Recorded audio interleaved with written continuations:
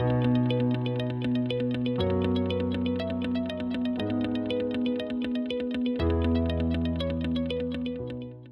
everyone. I hope this finds each of you so very well.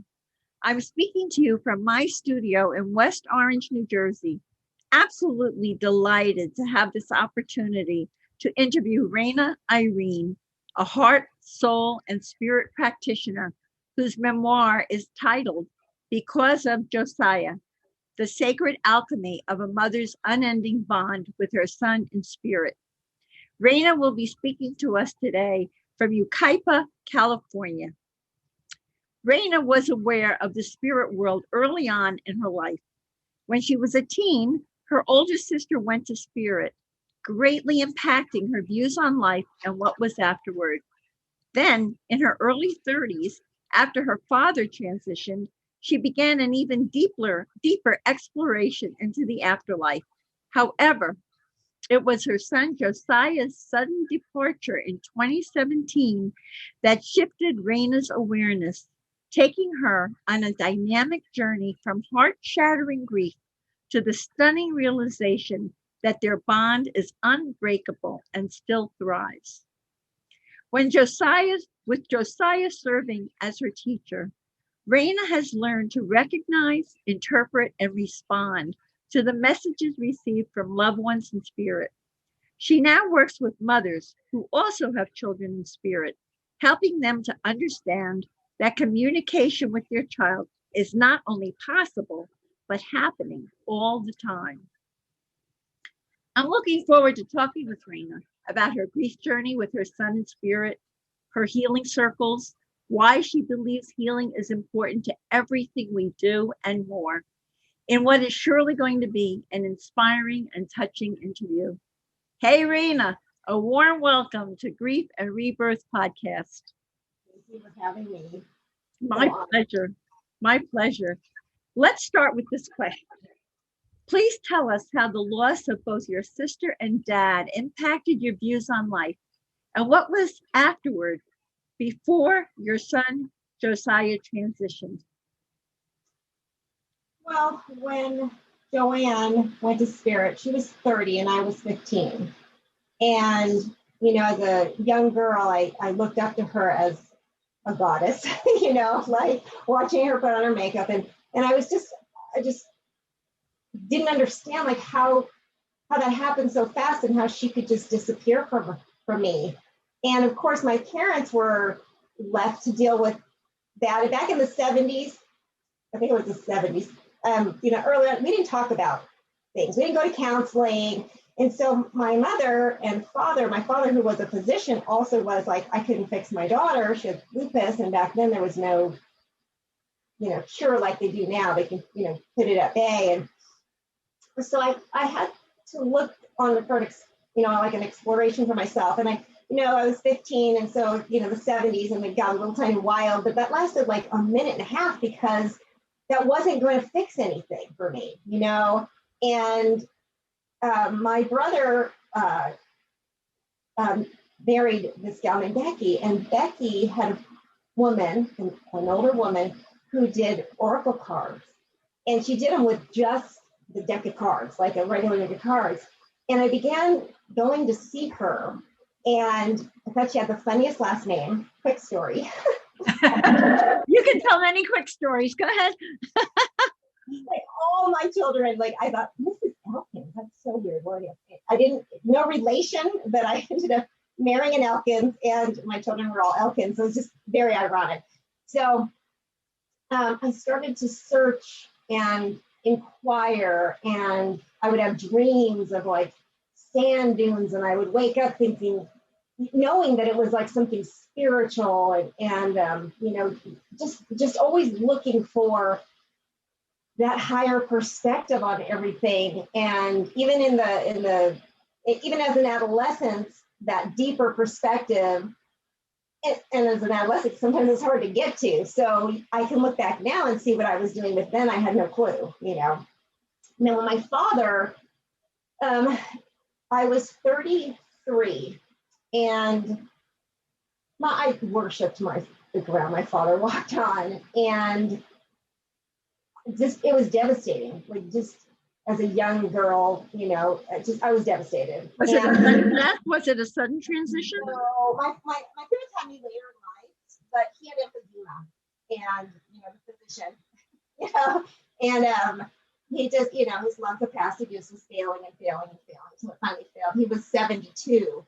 And but you don't expect your parents to ever go anywhere. You think, oh, they're invincible, you know, they're not human. You know, so you know, and I really struggled. It took me a good 6 months to kind of come out of that one. I had just moved out of state too, so I was in the, like, I didn't know anybody. Hi, my name's Raina. My dad just died. You know, that was so.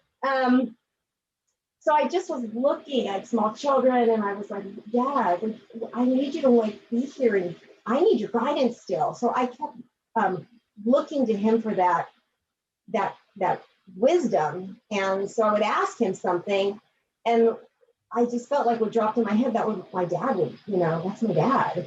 So I just kept looking for that. So you really already had the belief that he was still with you. Well, you know, I know. Okay, I don't believe in hell, you know, so like, you know, didn't think that he was going to go anywhere else but right next to me, you know, like, it's just, where are you? And something has to be greater than this for sure, but he had to be right here. You know, my sister had to be right here, you know, then I lost my brother, you know, it's like, where like, you know. So I just kept searching for all those answers in everywhere I could, you know. Mm-hmm.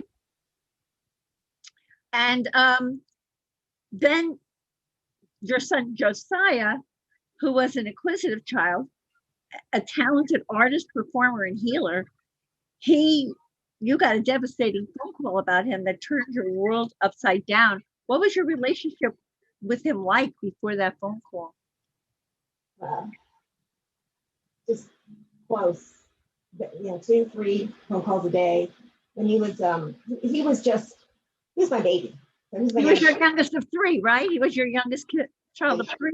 And you know, so he was really funny, and he always, you know, wanted to hang out with me. So we always had this very close relationship. I'm fortunate with all 3 of my kids.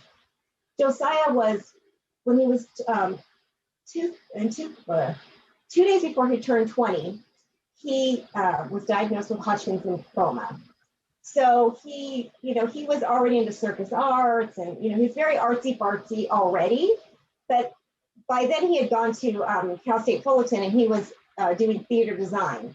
And he went from this yuppie, Orange County yuppie, to just the evolution, the spiritual growth that came from that diagnosis was phenomenal. And because I too have that same road that I traveled, we were able to have these amazing conversations, and you know, I would travel down to Orange County or wherever he lived, and he would say, oh, Mom, I got to take you to this health food store, and I got to take you on this trail, and you got to try this remedy, you know, like, and then I in turn was also saying, Josiah, guess what I heard about? Like, you need to do this, and you know, so he was definitely a bohemian nomad, you know, journeying to a quest. But in that quest, he, you know, I tagged along mostly via phone call because he was traveling so much. So we were very, very close and very connected, and he was really open to what I had to say, which I think is, you know. What a blessing. Because at that age, usually most kids are saying, Mom, leave me alone. I'm going to do my own thing. I don't want to hear it. Or they're busy separating out. Like, I mean, he was, you know, he was a Leo. He was stubborn, and he had his own agenda for sure, you know, and his own quest in life. Right. That he wanted something from me, he was, you know, open to that, you know. Right. Well, I mean, cancer threatened to take him away, but instead it was an encounter with the tree. You want to tell us that story? So we kept cancer away. And I say we, because I felt very enmeshed with him, for a good 7 years, where it just really wasn't, he was just having issues, but they were minor. And the last couple of years, it got really intense. And so we were really plugging in of things to heal. And he had this way of taking his illness and making sure that he dealt with it spiritually so that he could connect physically with it.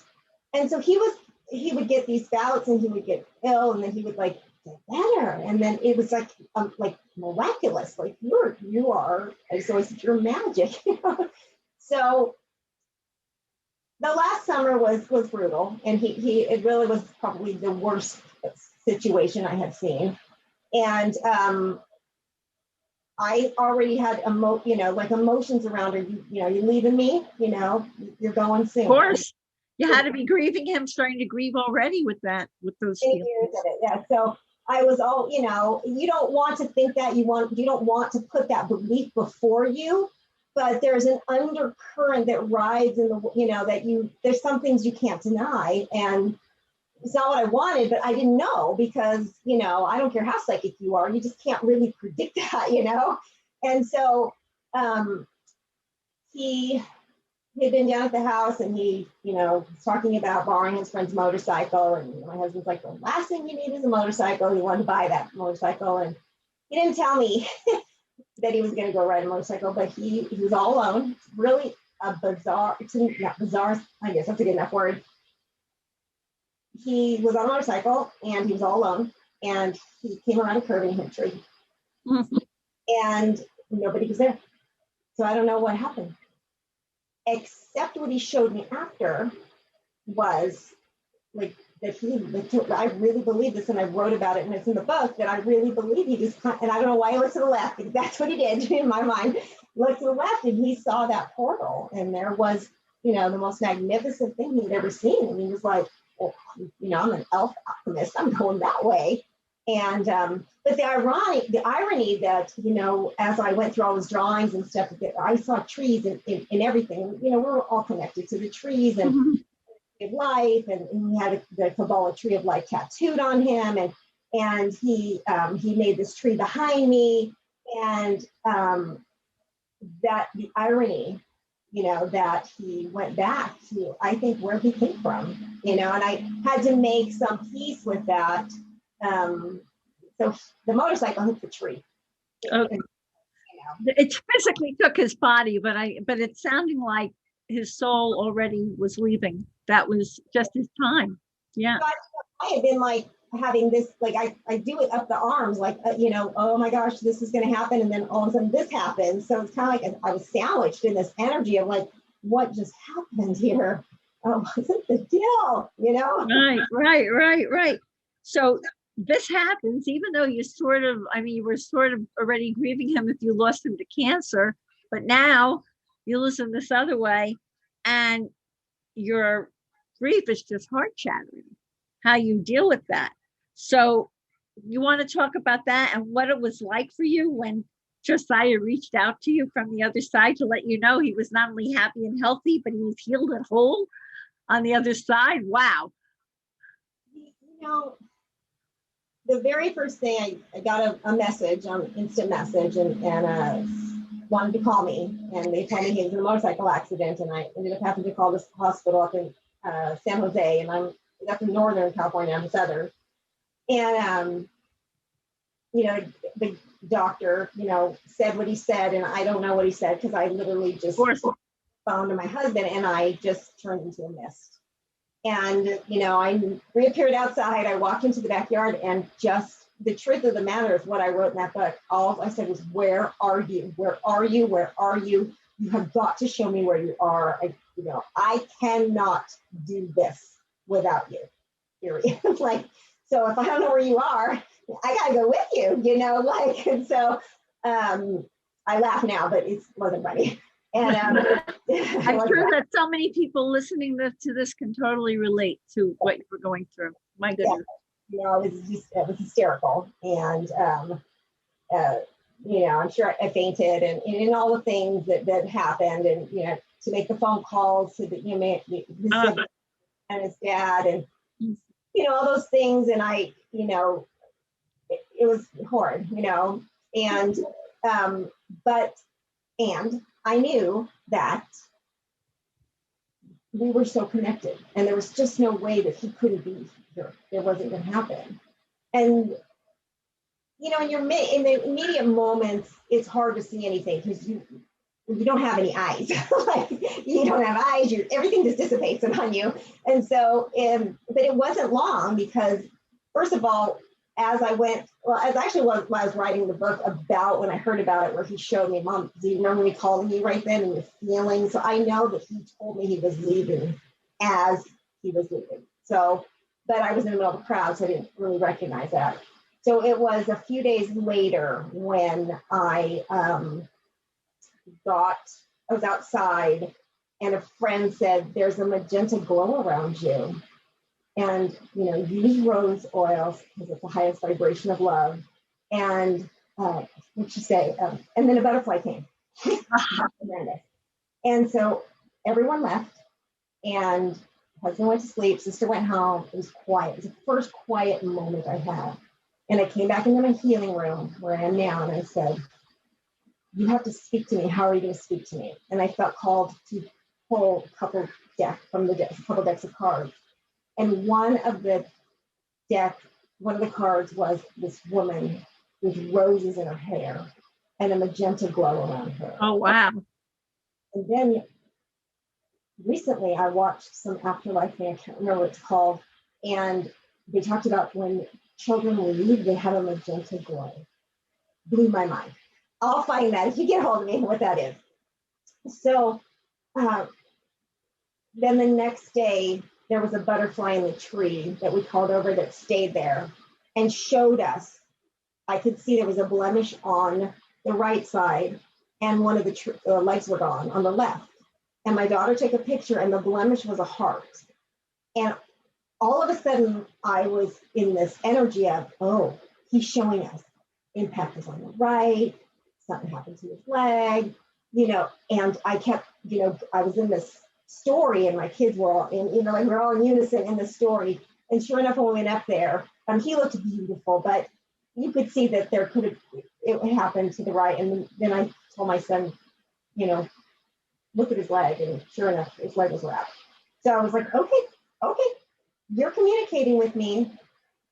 And then it just went from there, the next day, that day was after the butterfly.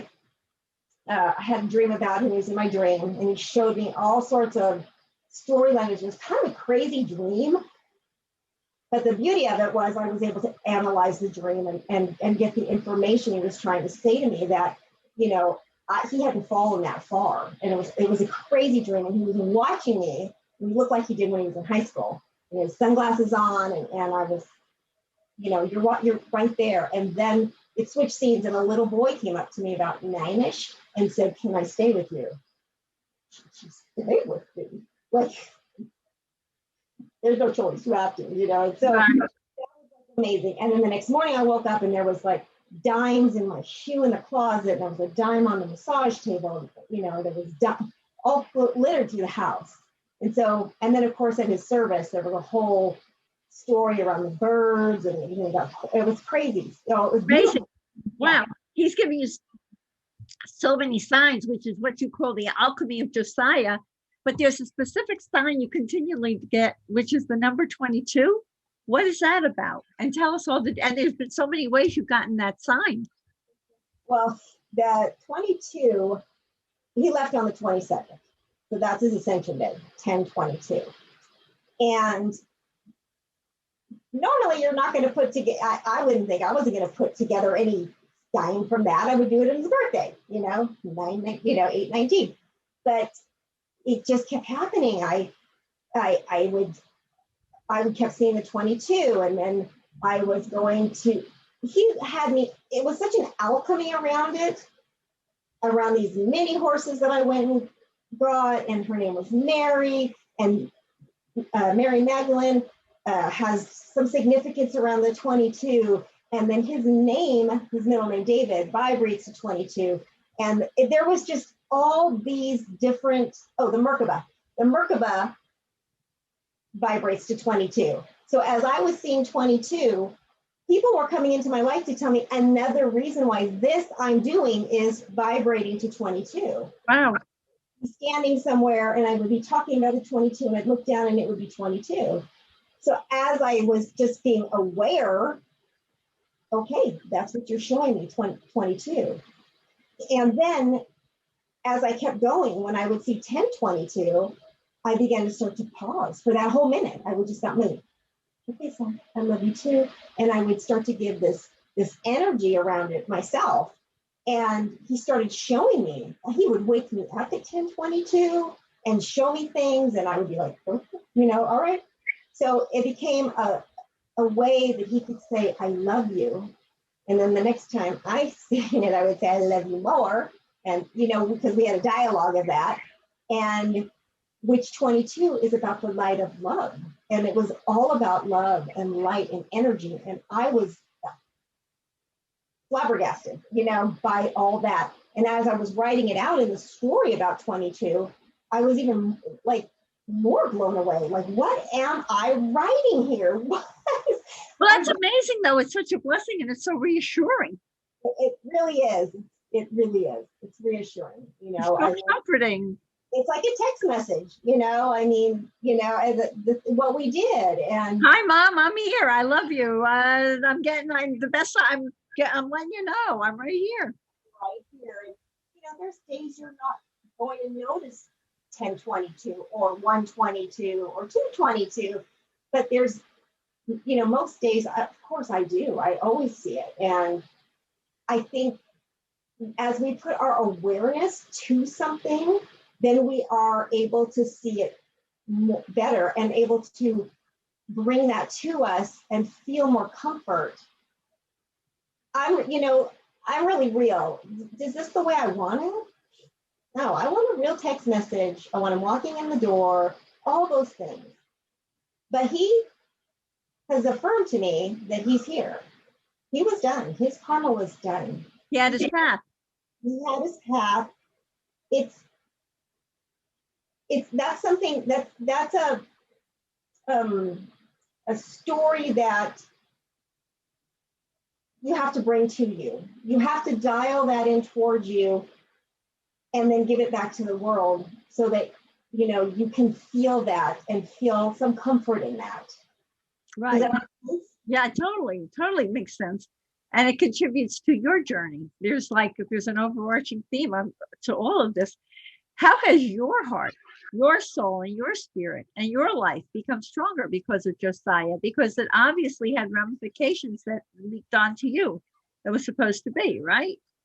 Yeah, I had a woman say to me, one of his friends said, what if, these are things you don't want to hear, but what if him leaving catapulted such a healing within you that wouldn't have happened unless this happened? Now, of course, I would rather be a shut door. I don't want to be this open, but it forced me to look at things from a perspective higher than I would have. Because I had to dive in and say what I said before. This was his journey. I said yes to this. And now at the beginning, I was like, I said yes to this. You're an idiot, What was I thinking? What? We fall up in the ethers and because that's what he does. And, but if I believe that there's a reason we have the children we have and the things we have, and that we choose a lot of this for our own soul purpose. Well, he had a soul purpose. I have a soul purpose. And I had to dive deeper. I had to find ways to understand the it's not a word. I was going to say the ununderstandable, you know. But the incomprehensible. You're right. Right. Well, I mean, like I'm relating to your story because it happened to me with Saul. I mean, with the messages that I got and all that's happened, who wanted him to leave? But the book and the podcast and all that's come from it and helping so many people. So like, I know that there was an overarching theme and a purpose, but man, when you're going through it, who cares? You want him back, period. And that doesn't mean because I wrote a book that somehow I'm all better. It's healing is a journey. It's not a plateau. You don't get to it and get to like just ride it out for the rest of your life. You have to work towards that. And there's days where, you know, I'm still prostrate on the ground because I love him. He was my baby. You know, like we love the people we love, and we are always going to miss that physical presence. But then he'll show me something and I'll be like, okay, all right, fine. You know, like I'll stand by it, you know, stuff. You know, you have to sometimes you have to be in it and you have to feel the heal, and there's no magic remedy. You have to do everything and all things to find that way out. There's no way out. There's just way right. through. Well, if you choose to, you do. It takes you on your path to do your healing work, and then things evolve from there. Josiah left you a gift. You had a question about what is the gift he left you that challenged the alignment of your mind. What was that about? I have a friend who said to me in the early stage, like within the first like 6-8 months, well, you know, and I'm, you know, you're still very boy in those 6-8 months, and she says, well, what's the gift he left you? And I had to stop and pause and think to myself, what do you mean? He left me, period, you know, and I had to like process that information. And the gift he left me was himself. I mean, he gifted me himself for 29 physical years. And the gift he left me was such gratitude for that. Like, just thank you so much for choosing me. I think just choosing me again forever, you know, like. Right, absolutely. Choose me again, unless we don't have to do this again, you know.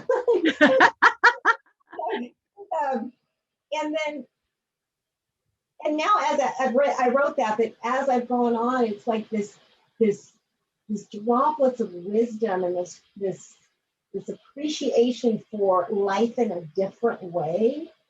The things that would have me have so much angst or something, and I would get all like flustered over, things don't seem to matter like that anymore.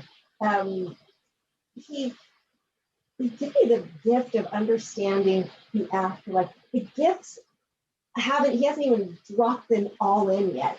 Well, this is what's going on with you now. Look at how you're growing with this. You know, your friend did you a big favor because she changed your focus.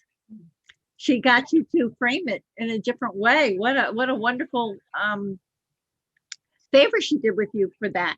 And this fascinated me. You connected with Josiah through a medium after he transitioned, which was new for you. Please share the highlights of that experience with us and tell us how you began communicating with him via automatic writing. And then that took you to studying mediumship for yourself. Actually, I had already studied mediumship quite a bit. And I hadn't found someone that didn't know me to give me a mediumship reading. I want to say, I'd have to look in the time frame, but I think it was over a year or right around a year. Somewhere. So you waited a year before you really contacted him through a medium. And meanwhile, you were getting your own signs. I was getting my own things. I wasn't too much on social media. I have some beautiful medium friends here who, you know, I went to one of her circles and she didn't know Josiah. And she started to talk about him and told me some stories. And like I went right, you know, early on and but I wasn't looking for anything external for some reason. I don't know. And then after a year, I contacted one gal. I want to say she's in London or the United Kingdom. She didn't know who I was, and she gave me these. She got that the year he was born, and then she's got these different colors, and I had been dressed. And I could hear him say purple. And I'm like, you want me to change into purple? And she started talking about my aura and the colors around me. And they were all, purple and violet. And I was like, I stood up and I go, that's really weird. And one of the ones was across from me, I had he's the only child I have I have a split price from when he was born. And I had stuck him behind a book back there. And she started saying, what's with his left foot? And I'm like, I don't know, it's something permanent. It's permanent with his left foot. Did he hurt his foot? And she's asking these questions, and I'm like, well, he did hurt his foot, though. It's right and left, and la la la la. And then I look and I go, wait a minute. I then picked up my computer and I turned it and I said, there's his left foot right there in ink. How much more permanent is that? And I picked it up and brought it over, and I was really mesmerized by her capability of tapping in. And so then after that, I was like, okay, I'm gonna try, and then I got a hold of another gal, and I did 2 others with people that didn't know me. And in the meantime, I was also going to classes on mediumship. So there was this, and I didn't tell anybody when I was there, anything. And so a lot of them were tapping into that. So I was getting these messages while I was in these classes, but I was also learning how to connect more for myself. I took classes online. I took classes. I'm actually going to take a class in September. I'm not going to stop. I'm going to keep moving. I took a little bit of a break during this, finishing the book, because it got pretty you have to just keep your focus on that, or No, it's an intense experience writing a book. I know. I had to read it, and I was crying. So I'm reading my stories, and so it was really intense, so, but it's done. So. Tell us how you started automatic writing. Well, that came right away at Christmas. So I sat down. So Josiah played the flute. And he has a friend we call John the Flute Maker, who lives out in Joshua Tree. And he would take his flutes on consignment to sell them for him. And so we had several of them I brought back so I could give them to him. And Jeremy, my daughter, had helped Josiah pick out the last flute. So she took that flute to her house and didn't want to give it back. Because I was, give me everything, and I gave a lot of stuff to my kids too, but so she thought I was going to take it, and I wasn't. And so the few that we had here, my son started to play, my older son. His name was Jeremy, right? Jeremy. So it's Jeremy back there, Josiah. So Jeremy would go back there and he would play it every time he came over, and he comes over once a week. So, he'd come over, and probably then he was coming over more than once a week, to be honest with you. So I was watching him, and I said, you know what? I need to get him a flute. So I called John and I said, we need to meet. I'm going to keep one of these flutes for Jeremy. Let me see which one he wants. And so I just tricked him, which is your favorite? And I just kind of watched him, and he said, I think this one's my favorite, because they all play a little different. So I said, okay. So I met with John. And so then I sat down and I thought, okay, well, let me just write to Jeremy. I thought I was writing to Jeremy. And it wasn't even 2 months from the experience. And so I sat down and I was just going to write him while I was giving him. And all of a sudden, I was channeling Josiah. Josiah was writing this poem basically to him. And I finished it, and I looked down and I read it again and I read it again. And of course I'm sobbing because I can't, what happened here? So, and I said, okay, well, I guess you your sister too. And I sat down with him, and sure enough, this other beautiful poem came through about him playing the flute for her. And it was just gorgeous. And so I, gave that to them for Christmas. And by then I knew that I had tapped into something.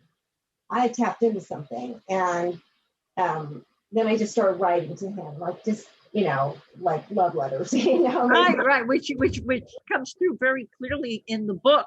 And do you still do automatic writing with him? Yeah. Since I finished the book the last couple of months, I've kind of taken a sabbatical on like everything.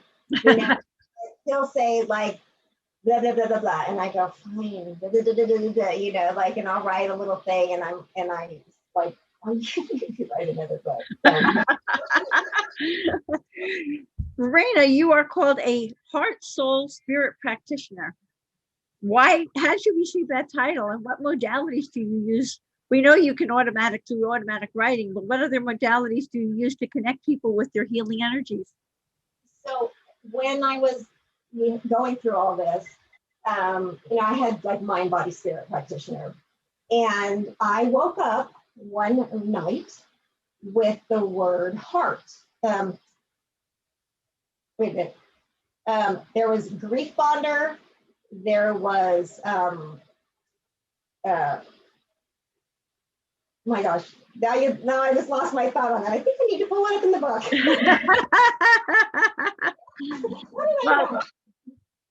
But before you get to that, tell me what modalities you use to connect people with your own healing energies. Well, when I do a reading for someone, I definitely get information, but I work with them to tap into their own information, because we can go seek out, but unless we tap into our own personal strength and with inner wisdom, I do some inner wisdom groups, and my goal is so they can tap into their inner wisdom, that they're coming up with the answers within themselves, because that makes you stronger. That makes you, it's way better when you figure something out on your own than when someone tells you, right? But they probably don't even know that they have this inner wisdom until you help them to access it, right? So, it depends on the client, definitely. A lot of clients are coming to me and they're just saying, like, I just need validation. And I'm like, okay, let's tap in. And we go from there. And, 90% of the time, it's always, this, don't you? I do. Okay. But it helps them to move through. Maybe they were going to go this to the left and they're like, I don't know, left, right. In their heart, they knew it was left. They knew they were supposed to go left. And then just chatting with me makes them dig that out, and that's the wisdom of it. That doesn't mean I didn't know, like I knew, and I just want to guide you to get to your own answer. Well, you also work with mothers who have children in spirit. How does that? So I started a group called Lullaby Letters about a year. It took about a year. I wasn't looking for groups. I wasn't online. I didn't want to be any. I just wasn't. And it was Christmas Eve, right around then. And I heard, I had already been kind of in like, you need to start a group. And I'm like, I don't want to. And I heard Lullaby Letters. And I said, lullaby? That's for babies. And I could feel spirit saying, yeah, well, you sang them lullabies, and these signs you're getting, they're lullabies. They're literally, they come and they soothe us. And so, purse over the shoulder, Alice Cooper eyes, came to the computer and created this group called Lullaby Letters, Letters from Our Children in Spirit. And I already had several women that I had already met throughout the year, so I invited them into the group. And now I'm starting to hold what I call like sacred mother, well, it's mamas, sacred mamas tea talks. And, once a month, where we could try to, like this month, I'm going to talk about um, cell memory, because there's a cell memory that happens in our body around certain times and certain situations happening. So where I just kind of facilitate a little talk, which is it's casual, and then one-on-one, if just to help guide and understand that their signs are happening. It's happening all the time. Sometimes we don't realize.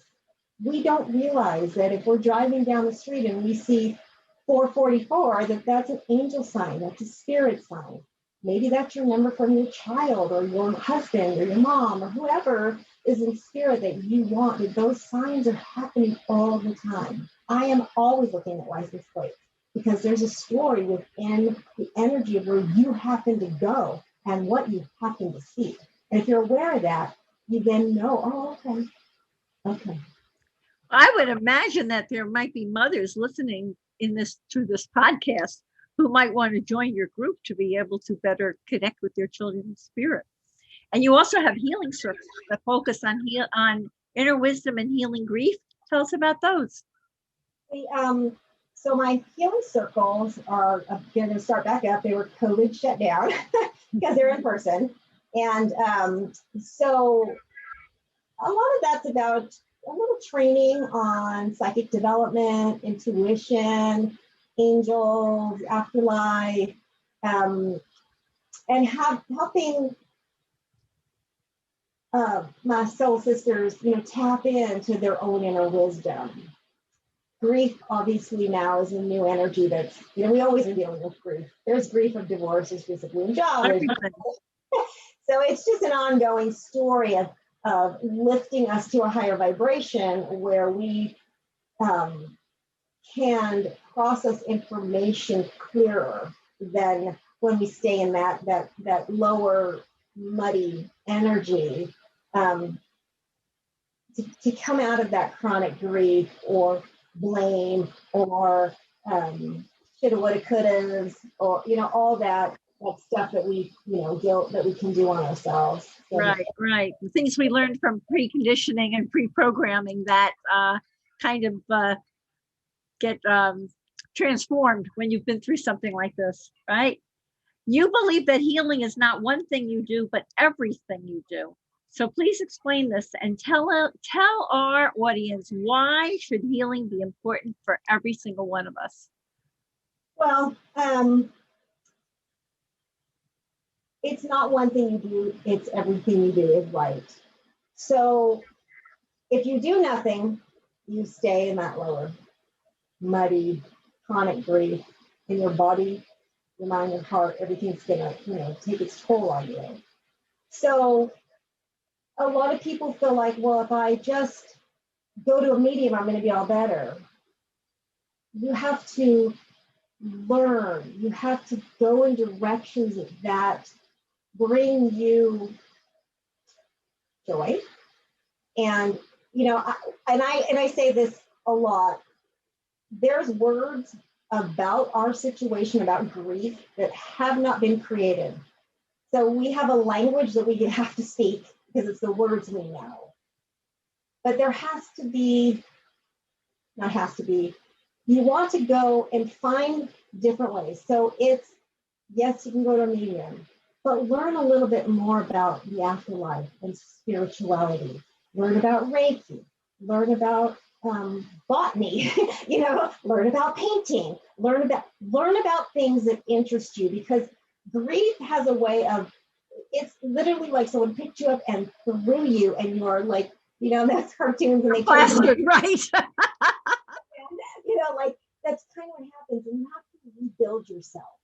And I know when Josiah left, I thought to myself, who are you without him? We are always in a place of developing, re-identifying, reinventing who we are.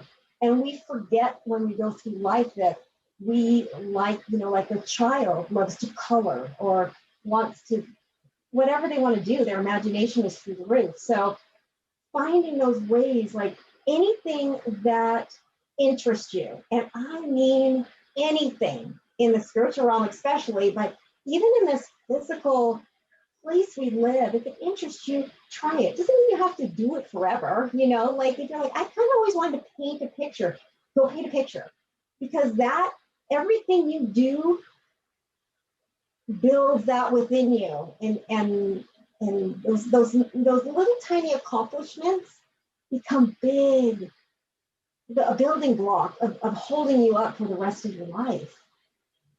I want to go back to Heart, Soul, Spirit practitioner. Go ahead, go ahead. I woke up 3 nights in a row. First night said Heart, Soul, Spirit. And I thought, Heart, Soul, Spirit, well, that's really pretty. I went to the computer and I just Googled it, Heart, Soul, Spirit. And a picture came up with this necklace on it, which was Josiah's. Oh my. And it said Heart, Soul, Spirit. I grabbed the picture, put it on my group. I have a, woo-woo group. Put it in my woo-woo group and went, okay. And I changed it from Mind, Body, Spirit to Heart, Soul, Spirit right then and there. And I felt like Josiah had given me that. Sure he did. So that's how I retitled myself. He did. Oh, wow, that's wonderful, though. Raina, what are great ways for people to connect with you? They may want to work with you for the mothers who have children in spirit. They may want to join one of your healing circles. Of course, get your book. What are the best ways for people to connect with you? You can go to www.rainairene.love. That's RAINAIRENE, everybody, .love. .love. And you can go to Amazon, or if you're in the United States, you can get the book from me. Also, and it shows the two things. You can also I have an oracle deck that I created with Josiah's art. That's Sacred Alchemy, connecting you to the ones you love in spirit. So I was kind of like tell you about that. Cool. There you go. Wow. And then on this side is 4 of his mandalas that he has. That he had created. He created many, but they're the pictures that I found that he. Oh, wow. So how do people work with those cards? Do they spread them and they choose certain cards and see what comes up, which is a message for them? And you know what? This is what I say. And there's a little instruction on the front. Any way you choose. I love to do this, and I like to let them fly. You can spread it out. You can just randomly cut it in half. You can pull it, any way you choose. And what I believe with oracle decks is I call it the nudge. And you just kind of feel this, I gotta pull a card, you can get up every morning and pull a card and, bond to bond, heart to heart, my spirit is connected to yours, and get a message. So any way you choose, you can use them. You can use them, to share with other people if that's something you do, but it's just to help you connect in. They have a lot of the messages that were in the book. Josiah showed me this whole deck and downloaded the messages for me. I wasn't going to, just so cool.